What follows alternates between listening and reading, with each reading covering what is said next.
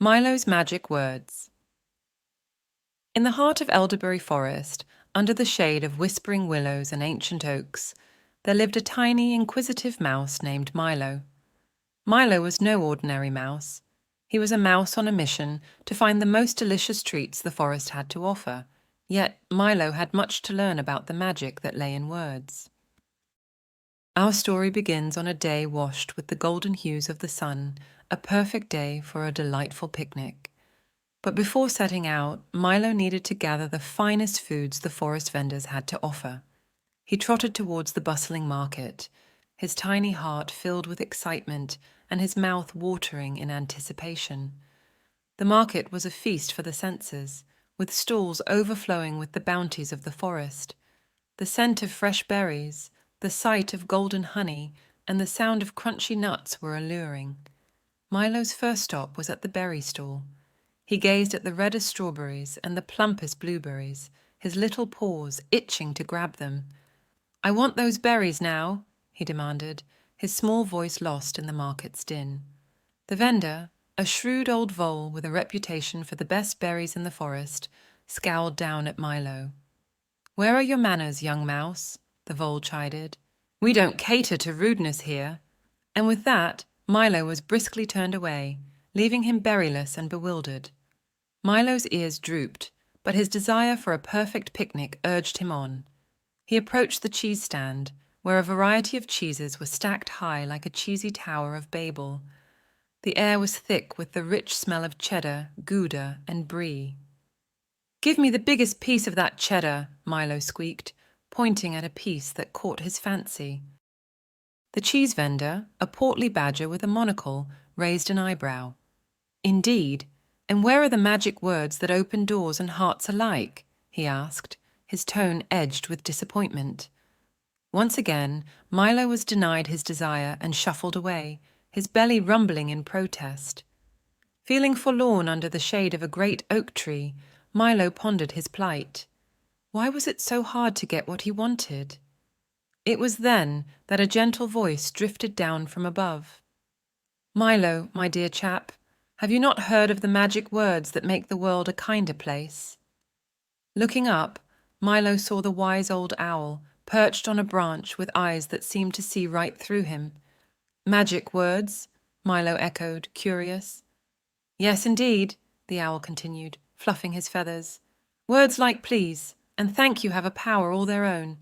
They open doors, hearts, and even the tightest of paws." Milo's whiskers twitched in intrigue. Could it be that simple? With a new resolve, he dashed back to the berry stand. He took a deep breath, and with the politest squeak he could muster, he asked, "May I please have some berries?" The vole's stern face softened into a smile. "Well, now that's much better. Please take these and enjoy," he said, handing over a leaf piled with berries. "Thank you," Milo exclaimed, his heart lighter and his picnic basket a little fuller. Emboldened by his success, Milo returned to the cheese stand. He waited patiently for his turn, then asked with a respectful tone, "Could I please have a slice of that delicious cheddar?" The badger's eyes twinkled behind his monocle. "Certainly, young Milo. And for using your magic words, here's an extra slice on the house." Milo was overjoyed. "Thank you so much," he said, his basket now brimming with goodies. Word of Milo's newfound manners spread quickly. At the honey stall, the beekeeper gifted Milo a jar of the sweetest honey after a polite request. The nut vendor, hearing of Milo's magic words, offered a selection of the finest nuts in exchange for a heartfelt "please" and "thank you." As the sun began its descent, painting the sky with strokes of pink and orange, Milo found a cozy glade for his picnic. He spread out a blanket and arranged his collected treats with care. Remembering the owl's wisdom, he invited every vendor from the market to join him. The animals arrived, each curious to see the change in the little mouse who had learned such a valuable lesson. They sat around the blanket, marveling at the feast Milo had put together. "Please, help yourselves," Milo said, gesturing to the food with a grand sweep of his paw. The picnic was filled with laughter and stories, with each animal sharing tales of the forest as they enjoyed the spread. The vole told a humorous account of a berry that got away. The badger shared an anecdote about a cheese sculpture that melted in the sun, and the beekeeper buzzed about a bee that danced the waltz. Each story was met with chuckles and shared delight. Milo listened and laughed along, his earlier frustration forgotten like last winter's snow. He realized that this was what he had wanted all along, not just a feast, but the warmth of friendship and the joy of community. The magic words hadn't just opened the doors to the market stalls, they had opened the doors to a shared experience, a connection with those around him. As the feast wound down and the first stars began to twinkle in the twilight sky, Milo stood up on his little hind legs and raised his glass of dandelion tea. I want to say thank you to everyone for coming and for teaching me the magic of manners. Please, let's not let this be the last of our gatherings. The animals raised their glasses in return, toasting to Milo's health and to many more picnics to come. They chatted into the night, under the soft glow of the moon, until one by one they bid their goodbyes with a promise to return.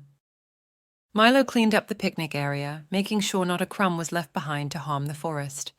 As he did, he whispered a thank you to the trees, the stars, and the soft breeze that carried away the crumbs.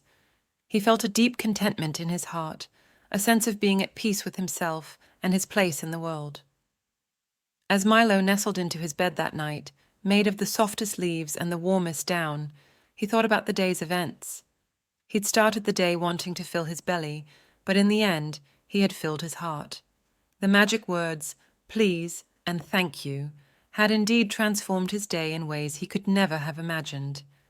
From that day forth, Milo was known not just as the mouse with the peculiarly twisted tail, but as the mouse with the impeccable manners.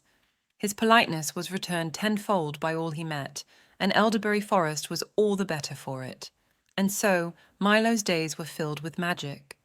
Not the kind found in fairy tales or wizard spells, but the real magic that exists in the world, the magic of kindness, respect, and gratitude.